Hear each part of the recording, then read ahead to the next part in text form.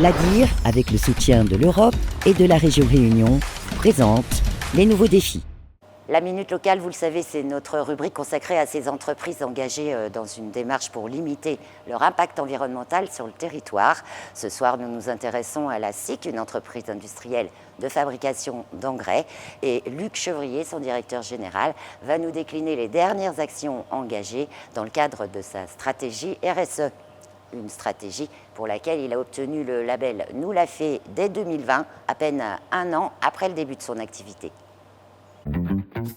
On a été labellisé en août 2020, qu'on ne produit que depuis octobre 2019, donc ça montre bien la volonté de la société de s'impliquer dans l'industrie locale et la production locale et de valoriser cette image de production locale. On est très proche de tous les problèmes des autres industriels de la Réunion. On aime aussi le côté soucieux du développement raisonné. On a plusieurs exemples d'activités qui sont liées à cet engagement. Par exemple, vous voyez qu'on produit pas mal d'emballages.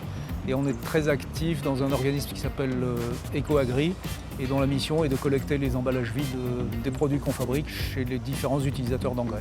On a des collectes dans les dépôts de Saint-Benoît et Saint-Pierre qui sont organisées par EcoAgri 2 à 3 fois par an et qui permettent aux agriculteurs de se débarrasser des déchets aussi bien phytosanitaires qu'engrais et donc de nettoyer l'environnement et leurs exploitations.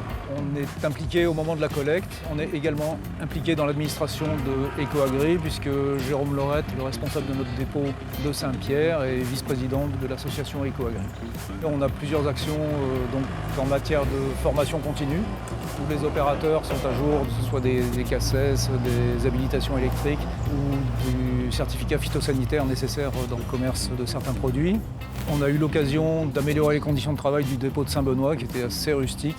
Et on a réalisé un local climatisé qui permet d'héberger le personnel d'accueil des clients et les clients eux-mêmes dans des conditions, je dirais, à l'abri de la poussière et de la chaleur en cette saison. C'est une amélioration continue qui s'est faite sur plusieurs années. Le poste le plus fragile était le poste de l'ensacheur, le poste de la couture.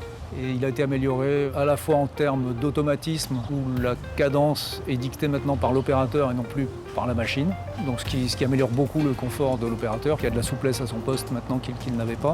Et il y a des systèmes de dépoussiérage qui ont été inventés par le responsable de production et mis en place. Donc le poste a bien évolué entre le poste tel qu'il existait il y a 5 ans et aujourd'hui.